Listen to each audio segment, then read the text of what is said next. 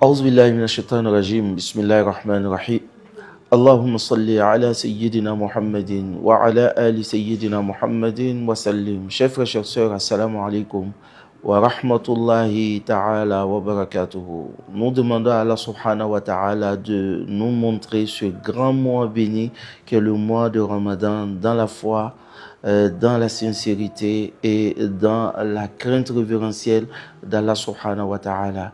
Mais il y a des éléments à respecter pour mieux passer son mois de Ramadan. Et l'élément clé, chers frères, chers sœurs, c'est l'intention qu'on formule.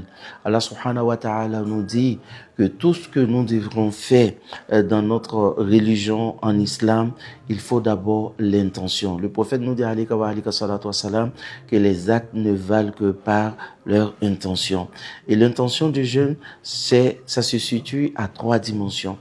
La première dimension, c'est l'intention avec laquelle nous commençons le jeûne. Est-ce qu'on jeûne pour Allah subhanahu wa ta'ala? Est-ce qu'on jeûne par amour pour Allah subhanahu wa ta'ala, par la recommandation d'Allah subhanahu wa ta'ala? Car le prophète Muhammad alayhi salatu wassalam nous dit Rubba sa'imin laysa lahu min siyamihi illa al-ju' wal-'atash. Il y a pas mal de jeûneurs qui n'obtiennent rien dans leur jeûne à part qu'ils ont passé la journée à ne pas boire ni manger. Ça veut dire, lorsque on jeûne, notre intention c'est par la foi et en recherchant l'agrément d'Allah subhanahu wa ta'ala, comme le prophète nous dit Man sama ramadana imanan wa ihtisaban ghufira lahu ma taqaddama min zanbihi. Et la deuxième dimension, chers frères et chers sœurs, c'est comment formuler l'intention. Il faut souligner que la seule intention qu'on formule en parlant, c'est l'intention du Hajj.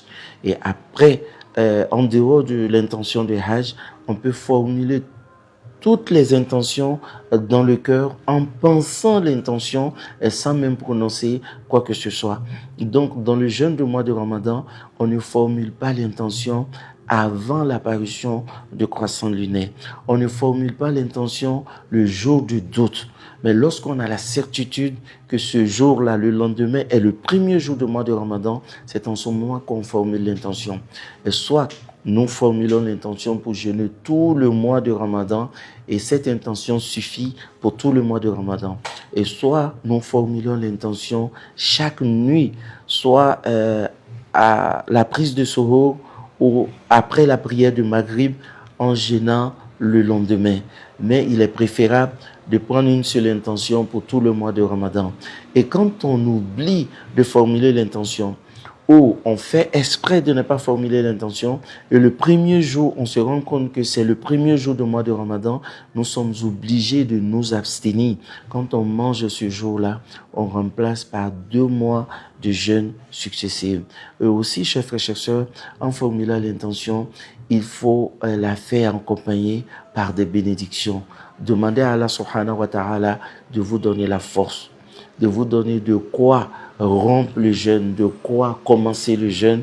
Demandez à Allah subhanahu wa ta'ala de préserver votre foi, votre crainte d'Allah subhanahu wa ta'ala durant tout le mois de Ramadan. Parce que c'est un moment où les vœux sont exaucés. Et pour finir, chers frères et chers sœurs, il y a l'intention aussi qui nous permet de cibler notre objectif dans le mois de Ramadan. C'est quoi l'objectif du mois de Ramadan? C'est sortir du stage de la formation du mois de Ramadan avec le résultat, je dirais même le diplôme de la crainte révérentielle d'Allah subhanahu wa ta'ala. C'est pourquoi Allah, lorsqu'il s'adresse aux jeûneurs, il dit Ya ayyuhallazina amanu. Vous qui avez atteint la deuxième dimension de l'islam, qui est la foi, c'est à vous que je m'adresse. Allah vous a prescrit le jeûne, car le jeûne est une adoration cachée. C'est une adoration de sincérité. C'est une adoration invisible, chers frères et chers sœurs. C'est pourquoi Allah seul donne la récompense du jeûne. Alors notre but recherché, c'est sortir du mois de Ramadan avec la crainte, la piété. Et lorsque ces 3 intentions, on arrive à les mettre ensemble, rechercher la face d'Allah subhanahu wa ta'ala, formuler l'intention avant de commencer le jeûne et aussi sortir du mois de Ramadan avec la crainte d'Allah subhanahu wa ta'ala. En ce moment, nous rentrons dans la doctrine du prophète Muhammad alayhi wa sallam qui nous dit imanan wa ihtisaban, la foi et la recherche de l'agrément d'Allah subhanahu wa ta'ala. Et quel est le résultat qu'Allah nous donne après? Ghufira lahu ma taqaddama min zanbi. Ce seul mois de Ramadan suffit pour voir tous nos péchés pardonnés, qu'Allah nous accorde cette grâce. Et aussi, chers frères, chers sœurs, nous saisissons l'occasion pour dire à tous les fidèles musulmans et musulmanes que ce Ramadan peut être le dernier Ramadan de votre vie. Restez concentrés. Le shaitan est déjà ligoté. Votre propre shaitan est votre nafs. Luttez contre votre nafs. Faites ce combat personnel sur vous-même et passez un Ramadan exceptionnel, un Ramadan sans précédent. Qu'Allah subhanahu wa ta'ala nous assiste, qu'il nous facilite la bonne compréhension, qu'il fasse de nous des musulmans pieux et sincères.